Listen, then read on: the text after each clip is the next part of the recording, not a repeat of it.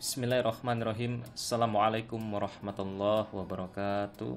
Alhamdulillah, jumpa lagi dalam pelajaran pendidikan agama Islam bersama dengan Abi Alif, dan materi yang akan kita pelajari pada kesempatan kali ini adalah tentang adabul ijtimai fil Islam. Adab bergaul dalam Islam. Apa itu adab bergaul? Mari kita bahas. Adab itu merupakan budi pekerti, sopan santun, pokoknya semua sikap baik yang kita tunjukkan dalam kehidupan sehari-hari kita. Itu namanya adab. Mengapa adab ini sangat penting? Karena kita sebagai makhluk sosial, artinya sebagai makhluk yang tidak bisa hidup sendiri, makhluk yang berinteraksi dengan orang lain, makhluk yang membantu maupun dibantu oleh orang lain, kita harus menunjukkan sifat yang baik kepada mereka. Karena mustahil mereka mau mendekati kita atau berteman dengan kita, berbicara dengan kita, kalau kita tidak punya sikap baik, kalau kita tidak punya akhlak adab yang terpuji. Siapa yang mau berteman dengan orang yang buruk? Siapa yang mau berteman dengan orang yang nakal, yang usil, yang jahil, yang selalu mengganggu kita? Tentu kita pasti akan menjauhi itu. Dan kita pasti akan mendekati mereka yang baik kepada kita. Itulah adab. Ijtimai adalah pergaulan, cara kita berinteraksi dengan orang-orang di sekitar kita. Jadi kalau adab itu adalah sikap baik, ijtimai itu pergaulan. Ya, maka adabul ijtimai dapat kita simpulkan sebagai sikap baik kita menurut Islam, ya. Jadi standar baik itu menurut Islam. Sikap baik yang kita tunjukkan saat berinteraksi dengan orang lain. Itulah namanya adabul ijtimai. Dan ini sangat penting untuk kita tunjukkan, karena lagi-lagi tadi sudah habis sampaikan bahwa kita ini adalah makhluk sosial. Kita butuh orang lain, dan orang lain pun butuh kita. Maka dalam interaksi itu harus ditunjukkan sikap yang baik, yang terpuji, yang disenangi oleh orang-orang. Itulah namanya adabul ijtimai. Karena anak-anakku semua, ibadah itu bukan hanya langsung menuju Allah, seperti sholat, ya, sholat, puasa, kemudian naik haji. Itu ibadah-ibadah yang memang langsung menuju Allah. Tetapi ibadah juga ada yang melalui perantara orang lain dulu. Jadi ibadah itu ada ibadah mahdhah, ibadah yang langsung menuju Allah. Ada ibadah ghairu mahdhah, ibadah yang melalui perantara orang lain dulu. Seperti kita membantu orang lain, kita menolong orang lain, ya. Kita mengajarkan orang lain yang tidak tahu. Itu adalah ibadah-ibadah ghairu mahdhah. Dia tidak langsung menuju Allah, tetapi melalui orang lain dulu baru naik ke Allah. Nah, artinya jangan dipikir bahwa ibadah itu hanya ngaji, sholat, ya. Tapi juga ibadah itu ya ketika kita berbuat baik kepada orang lain, ketika kita menyenangkan hati orang lain, itu juga termasuk ibadah. Dan itu bernilai pahala di sisi Allah Subhanahu wa Ta'ala. Adabul ijtimai sangat penting untuk dipelajari. Mengingat pergaulan hari ini yang sudah seperti tidak mengenal batas, baik antara laki-laki dan perempuan. Maka standar baik itu, standar baik dan benar dalam bergaul itu adalah Islam, adalah Al-Quran. Jangan sampai standar baik dan benar itu menurut kita sendiri. Itu yang kadang keliru. Misalkan kita menganggap bahwa campur baur antara laki-laki dan perempuan itu sesuatu yang boleh-boleh aja, sah-sah saja. Tapi mari kita tanyakan kepada Al-Quran, boleh nggak yang seperti itu? Nah, jadi standar kita berbuat baik kepada orang lain itu harus sesuai dengan Al-Quran, harus sesuai dengan ajaran Nabi SAW, bukan berdasarkan mau kita sendiri. Karena Nabi SAW memperingatkan dalam hadisnya, la yakhluwanna rajulun bimra'atin illa ma'adhi mahram. Janganlah seorang laki-laki berduaan dengan perempuan kecuali dengan ditemani mahramnya. Nah, ini di hadis ini sudah jelas. Seorang laki-laki tidak boleh berdoa dengan perempuan kalau perempuan itu tidak ditemani oleh mahramnya. Jadi nggak boleh berduaan atau mojok, kholwat itu nggak boleh. Nah sekarang kan yang seperti ini kadang dianggap lumrah. Dianggap ya boleh-boleh aja begitu. Kenapa? Karena standar baiknya tadi itu menurut diri sendiri. Bukan menurut Islam. Bukan menurut Al-Quran. Nah mojok itu, berduaan laki-laki dengan perempuan itu ya, atau kholwat itu dilarang dalam Islam, dilarang dalam agama. Karena itu bisa menimbulkan, memancing hawa nafsu. Bolehnya kapan? Kalau salah satu di antara laki-laki dan perempuan itu, atau yang khususnya perempuan, ditemani oleh mahramnya. Mahram itu siapa? Sebelum itu kita harus tahu dulu mahram itu apa. Ya, sebelum kita tahu mahram itu siapa, harus tahu dulu mahram itu apa. Karena kita sering menyebut bukan muhrim. Ya, begitu kan? Bukan salah kalau bukan muhrim. Yang betul itu bukan mahram, ya, bukan muhrim tapi mahram. Kalau yang dimaksud itu adalah laki-laki dan perempuan yang belum halal, ya. Itu namanya belum mahram.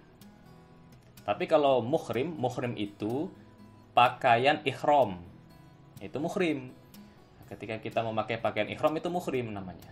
Ya, pakaian ihram itu pakaian yang dipakai, kain putih yang dipakai untuk haji itu ihram. Nah, ketika memakai itu namanya muhrim. Tapi kalau mahram, nah itu yang dimaksud. Jadi salah ya kalau kita bilangnya bukan muhrim. Yang betul bukan mahram. Mahram itu apa? Mahram adalah orang yang haram untuk dinikahi karena masih memiliki hubungan darah dengan kita. Contohnya siapa? Keluarga inti. Keluarga inti itu siapa? Ayah, ibu, kakak, adik, itu keluarga inti namanya. Nah, kita haram menikahi mereka. Nah, itulah namanya mahram.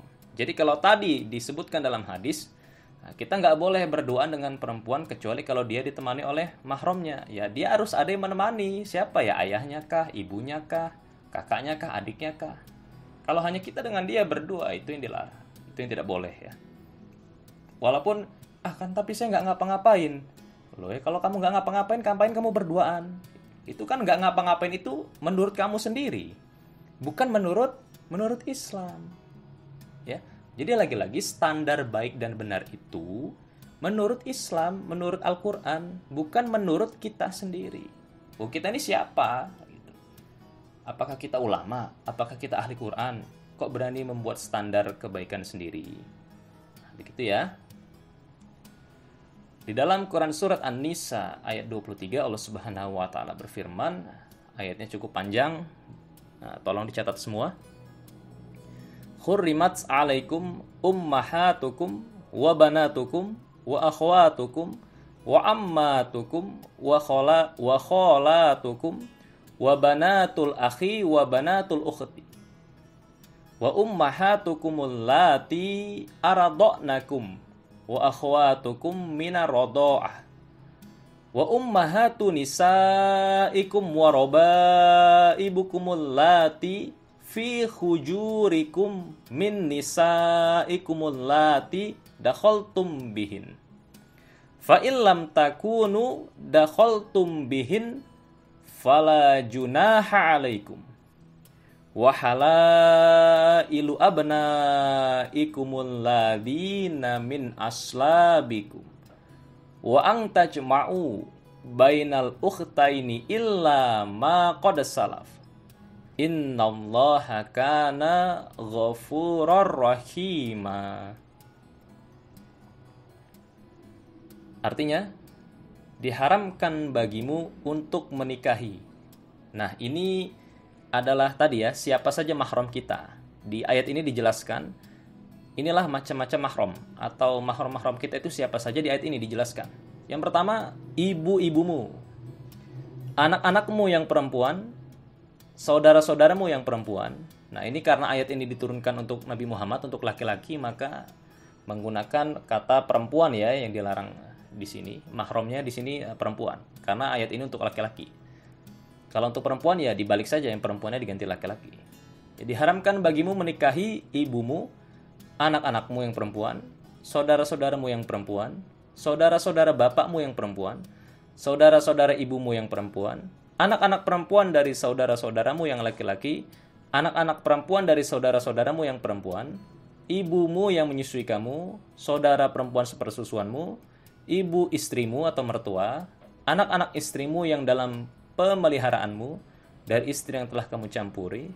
Tetapi jika kamu belum campur dengan istri kamu itu dan sudah kamu ceraikan, maka tidak berdosa kamu mengawininya. Dan diharamkan bagimu istri-istri anak kandungmu, yaitu menantu, dan menghimpunkan dalam perkawinan dua perempuan yang bersaudara. Nah, nggak boleh tuh. Ya, kakak adik dinikahi sekaligus itu nggak boleh. Kecuali yang telah terjadi pada masa lampau. Sesungguhnya Allah Subhanahu wa taala Maha Pengampun lagi Maha Penyayang. Nah, ini kan kalau kita perhatikan ayatnya panjang ya. Nah, kita simpulkan, kita sederhanakan. Nah, siapa saja sih mahram yang terdapat dalam ayat tadi? Maka di dalam list ini adalah mahram kita ya. Orang-orang yang haram kita nikahi dan orang-orang yang memang kita boleh aurat kita terbuka atau terlihat oleh mereka gitu.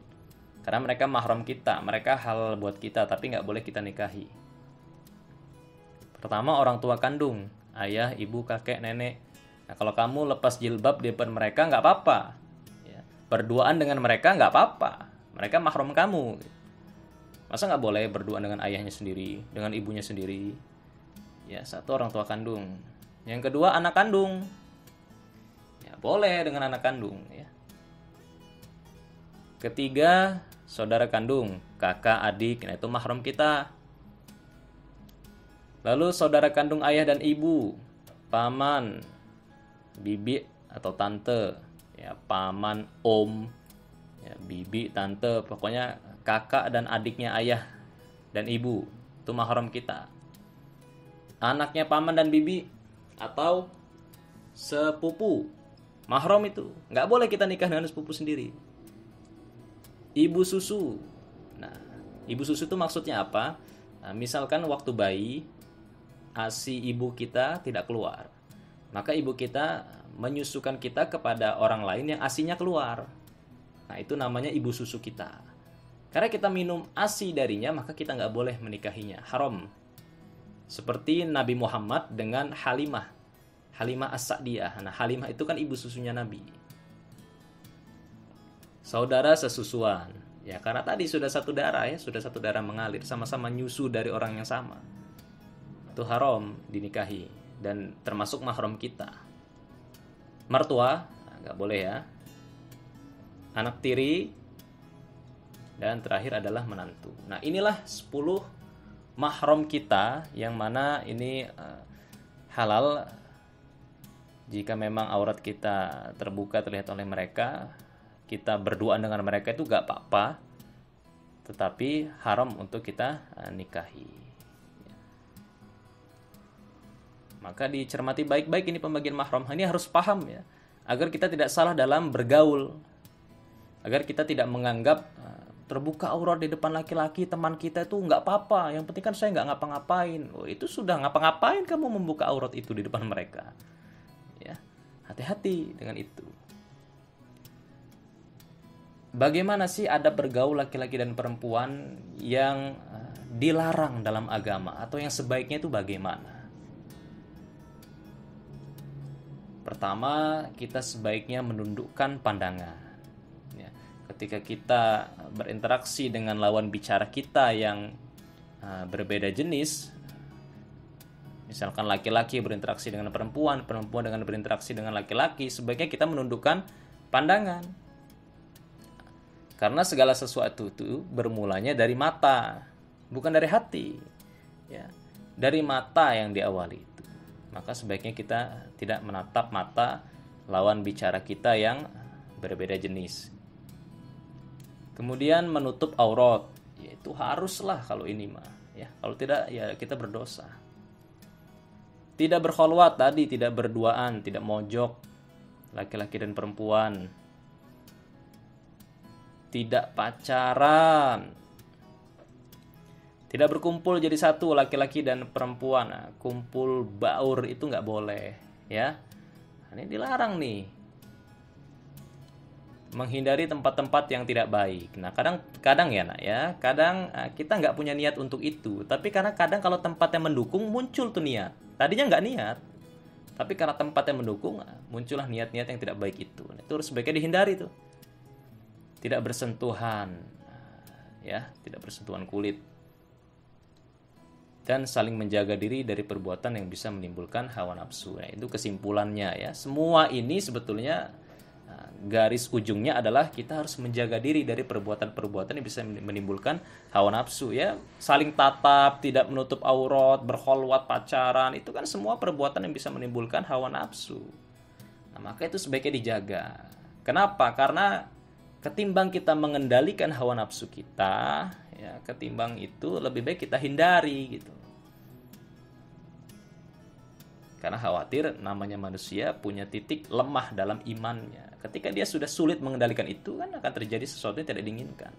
Maka kalau kita hindari itu, ya kita insya Allah akan aman. Maka perintahnya adalah wala taqrabuz zina. Jangan kamu dekat-dekat dengan zina. Ya, saling tatap, membuka aurat, tidak berkholwat, pacaran, kumpul jadi satu, itu kan belum zina kan? Tetapi itu perbuatan yang mendekati zina, maka dilarang dari situ. Sudah dari mendekati saja sudah dilarang, apalagi melakukan.